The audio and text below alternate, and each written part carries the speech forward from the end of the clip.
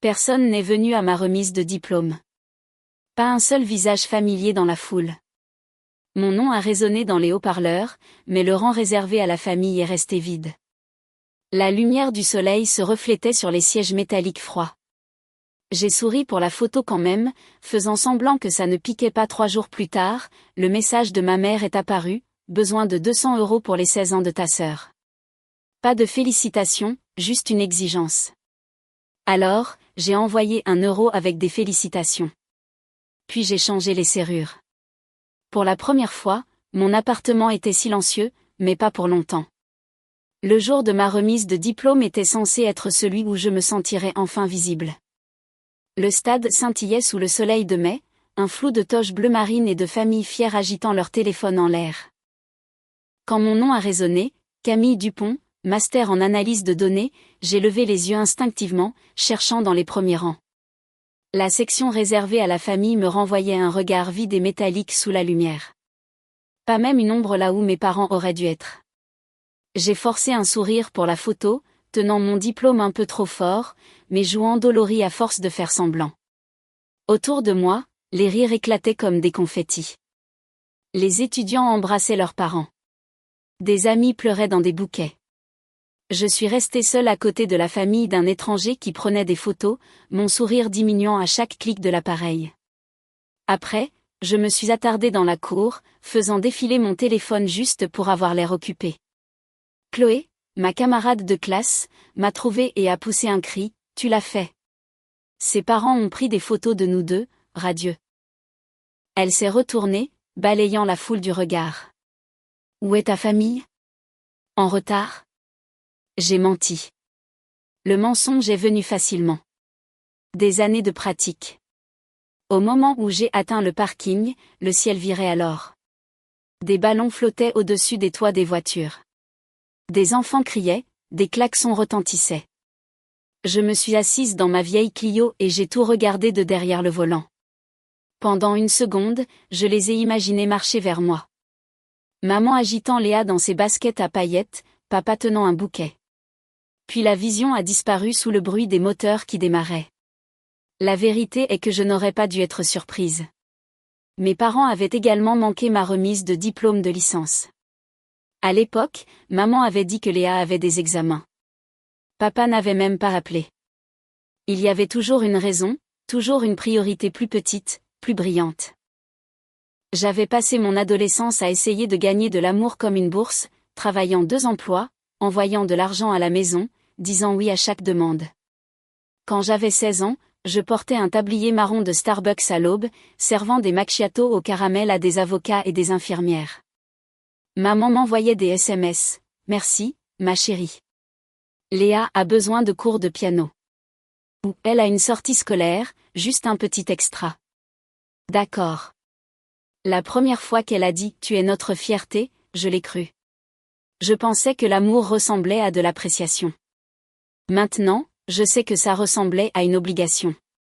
Quand je suis entrée en master, je me suis dit que ce diplôme changerait tout. Que si seulement j'accomplissais assez, peut-être qu'elle me verrait, non pas comme un plan de secours, non pas comme le salaire stable déguisé en fille, mais comme son égale.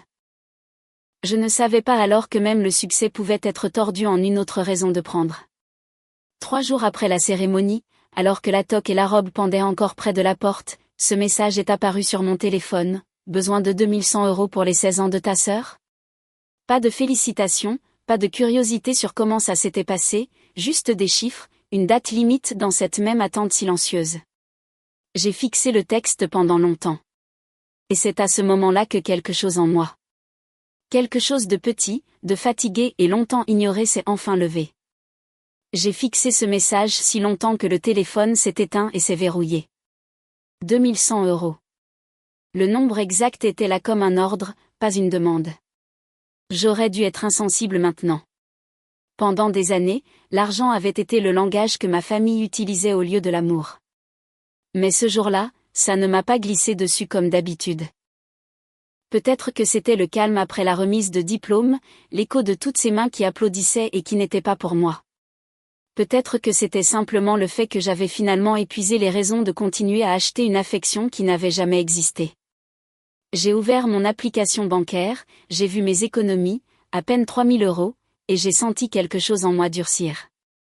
J'ai tapé 1 €, ajouté une note « Félicitations » et appuyé sur « Envoyer ». Pendant une longue minute, je suis restée assise là, le mot « Envoyer » brillant sur l'écran. Puis j'ai ouvert le tiroir près de la porte d'entrée, j'ai sorti la clé de rechange que ma mère insistait pour garder en cas d'urgence, et je l'ai jetée à la poubelle. Cette nuit-là, j'ai appelé un serrurier. Il est arrivé 1 heure plus tard, un homme âgé avec une voix douce et des outils qui tintaient comme des carillons éoliens quand il travaillait. La nouvelle serrure s'est enclenchée, solide et définitive. Quand il est parti, je suis restée un instant dans l'embrasure de la porte, respirant la légère odeur d'huile et de métal. C'était la première limite que j'avais jamais construite dans ma vie. Le lendemain, la lumière du soleil a inondé mon petit appartement. J'ai préparé du café, regardé la vapeur s'enrouler, et pour la première fois, je n'ai pas tressailli au silence. C'était le mien. Personne ne pouvait entrer. Personne ne pouvait demander quoi que ce soit. La paix avait un son. C'était ça jusqu'à ce que les coups frappent. Ferme, rythmé, persistant. J'ai figé. Ce n'était pas Madame Dubois, ma propriétaire, elle appelait toujours en premier. Quand j'ai regardé par le Judas, 2 uniformes remplissaient le couloir. Police nationale, a dit l'un d'une voix calme et professionnelle. Mademoiselle Dupont. J'ai ouvert la porte, le cœur battant. Oui. L'officier le plus grand, un homme noir d'une 30aine d'années, a montré son insigne. Nous avons reçu un appel de votre mère. Elle a dit que vous agissiez de manière erratique, que vous changiez les serrures, que vous ne répondiez pas aux appels, et qu'elle craignait que vous ne vous fassiez du mal. J'ai presque ri, non pas parce que c'était drôle, mais parce que c'était si absurde que ça en devenait tragique.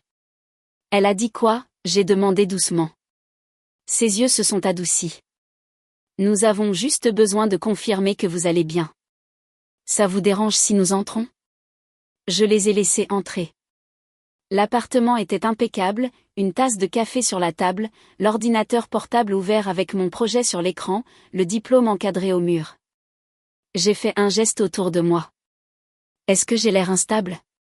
La bouche de l'officier a tressailli, presque un sourire. Pas du tout, madame. Il a posé quelques questions sur le travail, le stress, la famille. J'ai répondu honnêtement. Je viens de terminer mon master. Je travaille sur des candidatures. Pas de problèmes médicaux. Juste des limites. Il a hoché la tête. Nous classerons le rapport sans préoccupation, mais si votre mère appelle à nouveau, vous pourrez faire référence à cette visite. Ils se sont retournés pour partir et juste avant de sortir, il a ajouté, parfois, quand les gens commencent à se défendre, les autres paniquent. Ça arrive plus souvent qu'on ne le pense. Quand la porte s'est refermée, je me suis appuyée contre elle, tremblante, non pas de peur, mais de fureur. Ma mère n'avait pas seulement franchi une ligne. Elle lui avait déclaré la guerre. Cette nuit-là, je me suis assise sur le canapé, le rapport de police encore frais dans ma boîte de réception. J'ai repassé les années de manipulation, la façon dont elle me culpabilisait pour que j'envoie de l'argent. La façon dont elle disait « la famille s'entraide » chaque fois que j'hésitais. Il s'agissait toujours de contrôle, pas de bienveillance. Je ne savais pas encore ce qu'elle avait fait. Seulement que si elle était prête à utiliser la police pour m'humilier, il n'y avait aucune limite à ce qui allait suivre. Le silence dans mon appartement ne me semblait plus paisible. Il me semblait la pause avant une tempête, et j'en avais marre d'attendre d'être frappée. Le lendemain matin, je me suis réveillée avant le lever du soleil, la ville encore silencieuse sous une légère brume. Mon téléphone était posé face contre terre sur la table, à côté du rapport de police. Je n'avais pas eu de nouvelles de ma mère depuis la nuit où elle les avait envoyées à ma porte. Mais je savais que son silence n'était pas la paix, c'était une stratégie. J'ai fait du café et ouvert mon ordinateur portable, avec l'intention de me perdre dans les candidatures. Au lieu de cela, j'ai ouvert mon application bancaire. Une boule s'est formée dans mon estomac. 2 nouvelles demandes de crédit clignotaient. Capital One et Discover. Toutes 2 récentes, toutes 2 inconnues. Ma poitrine s'est serrée. Je n'avais demandé aucune nouvelle carte. J'ai cliqué sur mon relevé de crédit. 2 comptes avaient été ouverts à mon nom. Mon numéro de sécurité sociale, mon adresse, mais pas cette adresse. La maison de mes parents à Versailles. J'ai figé. Les soldes grimpaient déjà. Des milliers dépensés. Puis j'ai vu les transactions. Événements de la scène, agence DigiParis, Studio Glam. Le message de ma mère m'est revenu comme un coup de fusil, besoin de 2100 € pour les 16 ans de ta sœur. Ce n'était pas une demande. C'était un coup monté. J'ai appelé le numéro indiqué sur le relevé, ma voix tremblante, mais stable. Ici Camille Dupont. Je dois signaler une usurpation d'identité. La femme au bout du fil a vérifié mes informations, a marqué une pause et a dit « Ce compte a été ouvert en personne dans notre agence de Versailles le mois dernier. » Co-emprunteur, Anne Monsieur Dupont. Pendant un instant, tout est resté immobile. Le ronronnement du réfrigérateur, le tic-tac de l'horloge, même ma respiration.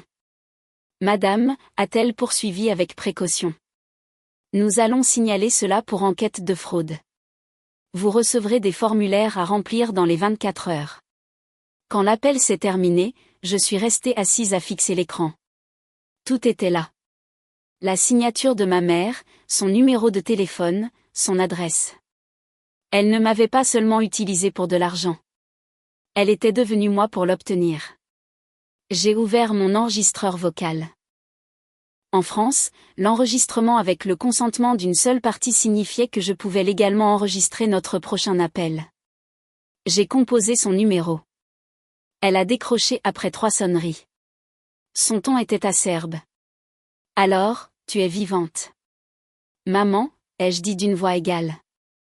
J'ai trouvé 2 cartes de crédit à mon nom, toutes 2 utilisant ton adresse. Tu veux expliquer ça? Elle a ri d'un rire creux, un son maîtrisé. Oh, ça. Je t'aidais à construire ton crédit. Tu devrais être reconnaissante en payant les 16 ans de Léa. Arrête de dramatiser. C'est l'argent de la famille. Ce qui est à toi est à nous. Non, ai-je dit doucement. Ce qui est à moi, et ce qui est à toi fait l'objet d'une enquête. Le silence au bout du fil a été instantané, lourd, stupéfait. Puis il y a eu le son de son inspiration rapide. Tu n'oserais pas. Je l'ai déjà fait. J'ai mis fin à l'appel, j'ai sauvegardé l'enregistrement et je l'ai étiqueté limite. 17 mai 2025. Dehors, la lumière du matin inondait le sol, attrapant les bords de mon diplôme et la nouvelle serrure sur la porte. 2 preuves que j'avais tout gagné par moi-même. Et maintenant, enfin, je le protégeais. Pour la première fois, le silence dans mon appartement était puissant. Ce n'était plus la pause avant une tempête. C'était la tempête, et c'était moi qui tenais enfin le tonnerre. Je les ai rencontrés dans un café à Saint-Germain-en-Laye, un terrain neutre, à mi-chemin entre leur maison et ma paix. Le genre d'endroit avec des banquettes en cuir craquelé et un café qui n'avait jamais l'air frais, mais c'était parfait pour ce dont j'avais besoin, public, calme et impossible de crier. Ils sont arrivés 15 minutes en retard. Ma mère d'abord, dans une robe fleurie et des lunettes de soleil comme une armure. Mon père traînait derrière, plus petit que dans mes souvenirs. Léa a suivi, son téléphone à la main, les pouces volants. L'enfant prodige n'a jamais levé les yeux. Camille, a dit ma mère sèchement, en se glissant dans la banquette en face de moi. Tu nous as vraiment fait conduire jusqu'ici pour dîner. Nous ne mangeons pas, ai-je dit. Ma voix m'a surprise, stable, froide. Nous parlons. La serveuse est venue, a versé du café et a disparu. J'ai glissé un dossier marron sur la table. 2 cartes de crédit ouvertes à mon nom. Capital One et Discover. Toutes 2 liées à votre adresse. Toutes 2 utilisées pour les 16 ans de Léa. Le sourire de maman a à peine tressailli. Oh, ça, ma chérie, je l'ai fait pour toi. Tu as besoin d'un historique de crédit. J'aidais. Aider, ai-je dit doucement. Tu as falsifié ma signature. Elle a agité la main de manière désinvolte. Ne sois pas dramatique. C'est la famille. Tu as toujours été si ingrate. Tu penses que le monde ne sait pas qui a payé tes études? J'ai ri d'un son sec qui a fait tourner toutes les têtes dans le café. Tu veux dire moi?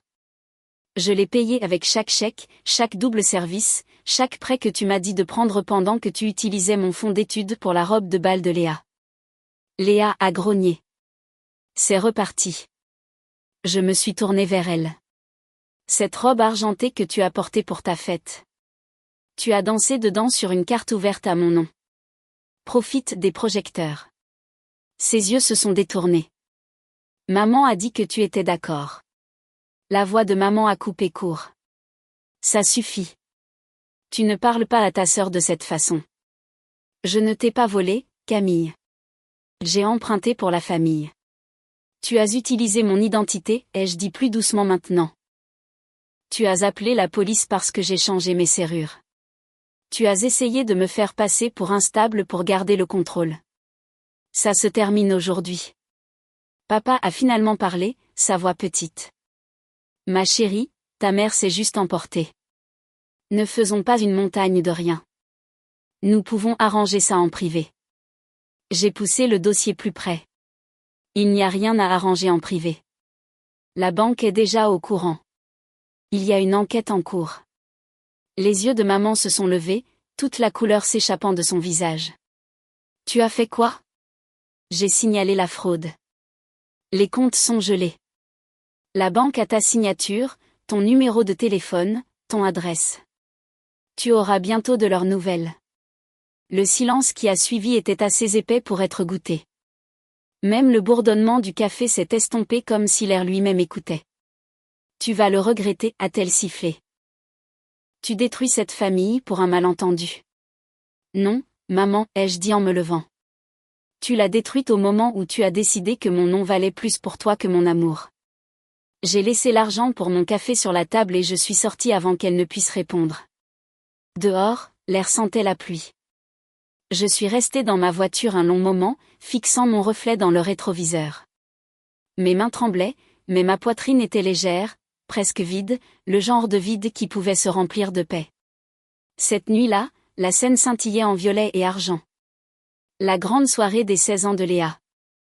Je n'étais pas invitée, mais je n'avais pas besoin de l'être. Je savais déjà comment ça allait se terminer. À 20h45, mon téléphone a sonné. Numéro inconnu, j'ai répondu. Mademoiselle Dupont, a dit une voix féminine claire. Ici Laura Schmidt, représentante légale de Capital One en France. Je vous appelle pour vous informer que la banque a fait remonter votre signalement de fraude.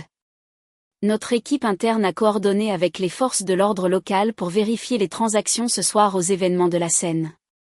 Vous n'êtes pas tenu d'y assister, mais nous voulions vous en informer.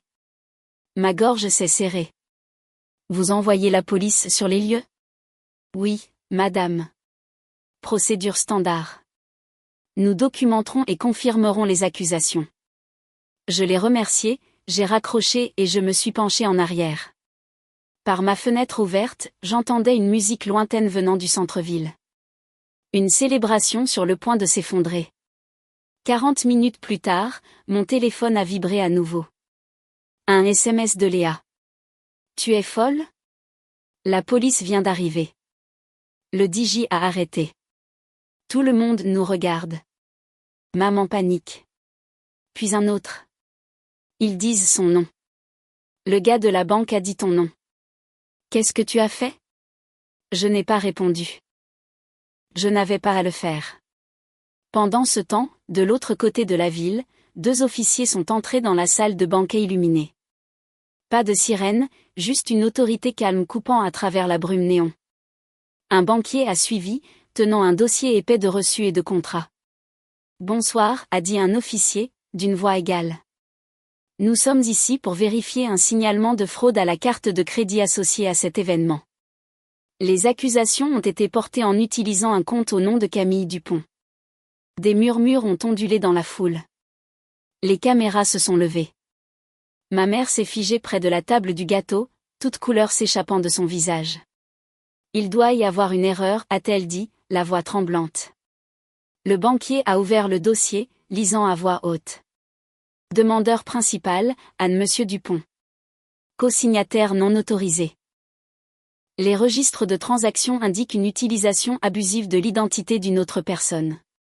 Des allaitements. Quelqu'un a chuchoté, n'est-ce pas le nom de sa fille? Les lèvres de maman se sont entr'ouvertes, mais aucun son n'est sorti. Léa se tenait au centre de la piste, les yeux humides, chuchotant, « Maman, qu'as-tu fait ?» Le ton de l'officier est resté neutre. Nous n'arrêtons personne ce soir.